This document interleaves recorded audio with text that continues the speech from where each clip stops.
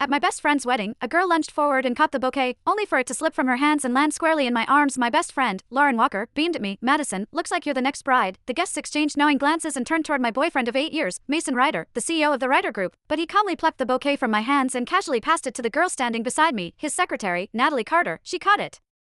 First, he ruffled my hair, his voice gentle. Be good, give it back to Natalie for now, we'll wait for the next time. The spotlight, and the guest's attention, shifted with the bouquet, settling on Natalie. I looked at her startled yet shy expression, then rested a hand on my stomach and forced a bitter smile. Mason didn't know there wouldn't be a next time. Our 8-year promise had already come to an end, and we still hadn't taken the step into marriage, and I had already promised my parents, who were royalty, that next week, I would leave and return to Montalvia to inherit the family legacy. Chapter: the moment Natalie Carter ended up with the bouquet, my best friend Lauren Walker's smile vanished. She was even angrier than I was. Leaning close to my ear, she whispered through gritted teeth that Natalie did it on purpose. Before the wedding, I specifically told everyone the bouquet was meant for you. I gently interrupted her. Lauren, today is your big day. Little things like this don't matter, but you've waited 8 years just to marry Mason, she said anxiously, and now you're carrying his child. If you still don't have the wedding soon, it's okay. I turned my head calmly and looked toward Mason Ryder. Natalie, holding the bouquet, was sitting right beside him. The distance between them was far closer than what a secretary should reasonably keep. Most of the guests were friends who knew both Mason and me well. Their eyes drifted toward me, curious, sympathetic.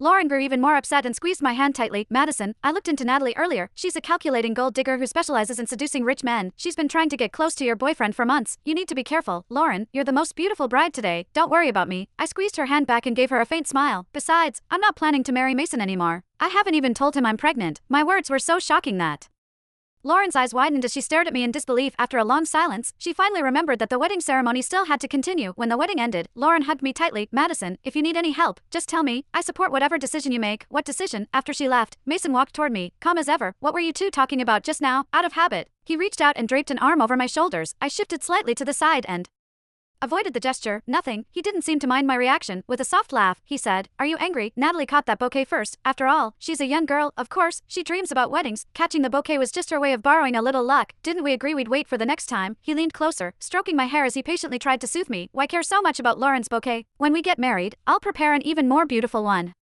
for you. You can have as many bouquets as you want. Silently, I curled my fingers into my palm and looked straight into his eyes. Can we get married this month then? Lauren and I made a promise when we were kids. Whoever married first, the other would marry right after. We would be each other's bridesmaids and witness each other's happiness. The air seemed to freeze. Mason's hand, which had been brushing my hair, paused midair. A few seconds later, he chuckled lightly.